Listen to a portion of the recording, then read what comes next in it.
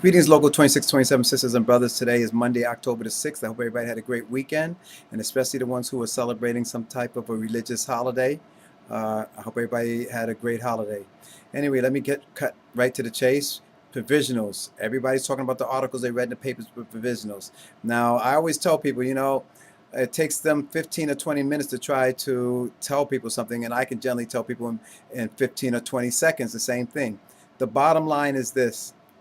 If there's been a test issued for your title and you did not take the test, which they have a record of, you're at risk.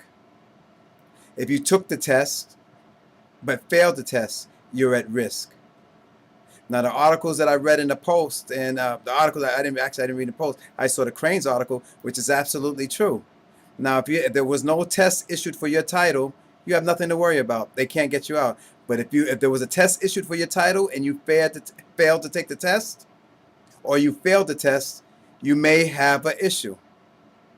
They need to cut down the provisional amount of provisionals in the city of New York, because remember, this came from the Long Beach decision.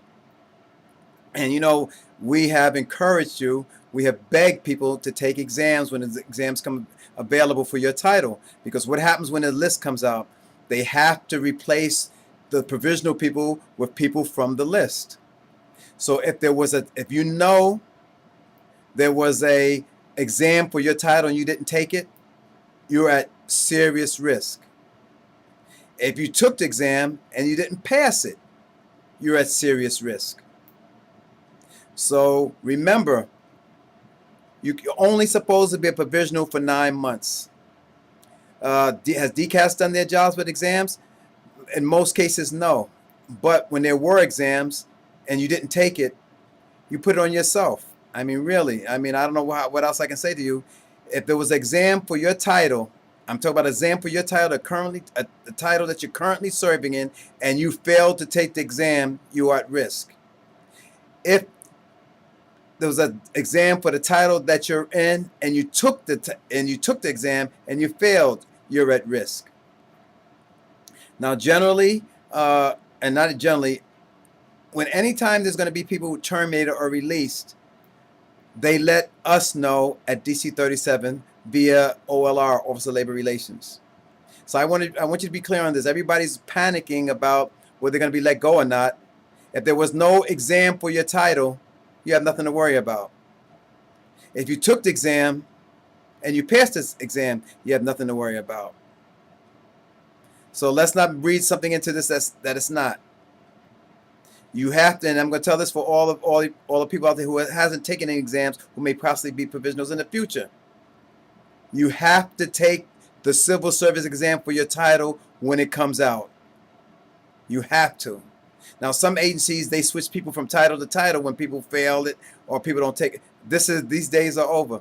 If an exam comes out, you have to take the exam. Civil service law says you're only supposed to be a provisional for 9 months. Now, they were trying to, in the past, they're trying to get rid of every provisional, but we said there was no exams. So that was held off. So now they're going after the people who didn't take an exam when they knew the exam was out there. If you failed the exam, I'm going to say it one more time. If you failed the exam that was out there, you have a problem. You're at risk. If there was an exam out there for your title and you didn't take the exam, you're at risk, serious risk. Now, there's always been talk about, take any exam. Well, we're talking about for your title. Those are the people who are at risk, and I'm going to say it for the last time. If there was an exam for your title and you didn't take the exam, you're at risk. If you took the exam and you failed, you're at risk. Now, moving right along. Time and leave. There are specific rules in the contract for time and leave. For example, one of the things I want to talk about, if you have a series of appointments at a doctor that's going to run the next 3, 4, 5 weeks, every Thursday for the next 4 or 5 weeks, your agency has to know that you're going to be out every Thursday or whatever it is for the next 5 or 6 weeks. It's in the contract. So if you have a series of exams, I'm back to exams. If you have a series of doctor's appointments coming up, your agency needs to know about it, and that way it's definitely a documented sick leave. And your doctor is going to give you a note if he knows that you have to keep coming back. I don't care if you need to get an injection or you need to get physical therapy or you need to go to a chiropractor. If you know you got to go every week for a couple of weeks or a couple of months, your agency needs to know in advance, and then you will have no problem. Also, keep in mind also that the time and leave rules are different if you came in after July of 2004. Your accrual rates are different. Your sick leave is different. For example, with sick leave, the people that came in after 2004, for I believe it's the first 5 years, you only accrue 10 sick leave, 10 days a year, sick leave days a year, where everybody else accrues 12. The night differential starts at a different time. It starts from 8 p.m., where if you came in prior to 2004, July 2004, it starts at 6 p.m. There are little nuances. If you have questions about that because you get ready to have issues or you're having issues at work, you need to call us and we will explain this to you. Compressed time belongs to the agency. It's not contractual. So if you're on compressed time, for those who don't know what compressed time is, that's when you work like a 3-day week or something like that. It's not a contractual. The agency gives it to you if they want to. The role that the union has in it is that we make sure there are rules on how it has to be administered, like how you get your holidays and things like that, and your annual leave. So if there's an issue with that, you need to contact us about that, and we will talk to you about it and give us the information that we have. It's the same thing with flex time. Flex time belongs to the agency. They don't have to give you flex time. If they decide to give it to you, then God bless you. But it belongs to the agency. We just make sure that they have to do it in an equitable manner.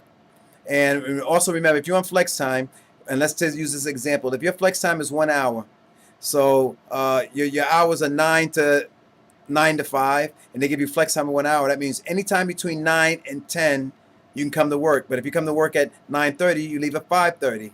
If you come to work at 9:45, you leave at 5:45. If you come 1 second after 10 o'clock, you are late.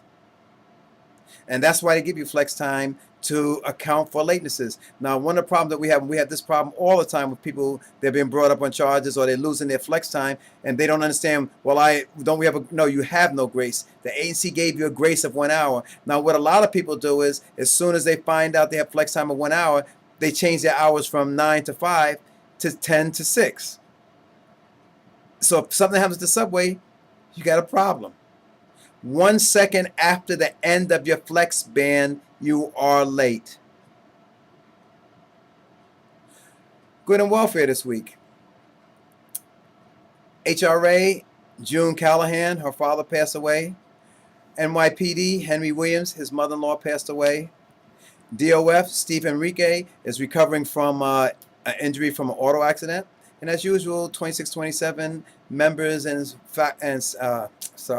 executive board sends out our love, and we share your sorrow. In solidarity, this is Robert Ajayi. Have a good one.